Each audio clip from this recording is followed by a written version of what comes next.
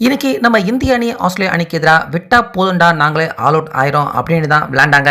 ஒரு பக்கம் மோசமான பேட்டிங் இருந்தாலும் ஆஸ்திரேலிய பிளேயர்கள் அவங்க வீசின எல்லா பந்துமே உடம்புக்கு தலைக்கு இப்படி குறி வச்சு அடுத்தடுத்துன்னு நம்ம இந்திய பிளேயர்கள் எல்லாருமே இன்ஜூர் ஆகிற மாதிரி தான் மோசமாக அரக்கன் போல அவங்க எல்லாருமே பந்து வீசினாங்க.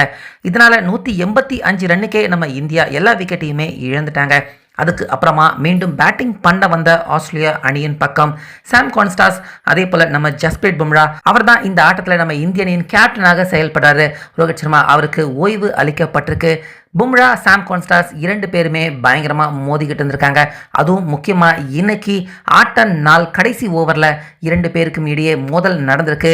அந்த வகையில் ரோஹித் சர்மா வெளியே போனதை தொடர்ந்து பும்ரா அவர் கேப்டன்சி எடுக்க டாஸ் ஜெயிச்சு நம்ம இந்தியாவை பேட்டிங் பண்ண வச்சாரு.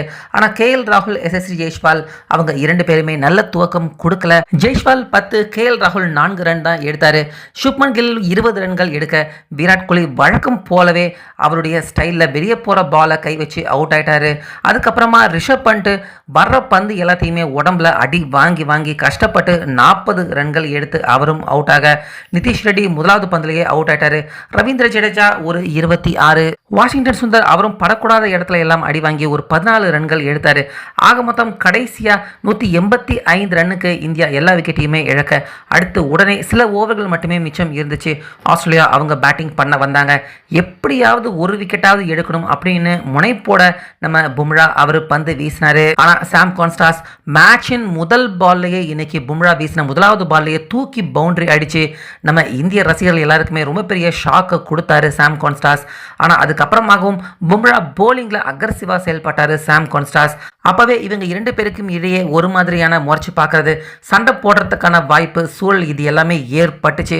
ஆனால் கரெக்டாக இன்னைக்கு மேட்ச் முடிகிறப்ப கடைசி பால் நம்ம பும்ரா அவர் வீசி மறு முனையில் நின்றுகிட்டு இருந்த கவாஜா அவருடைய விக்கெட்டை வீழ்த்தினாரு.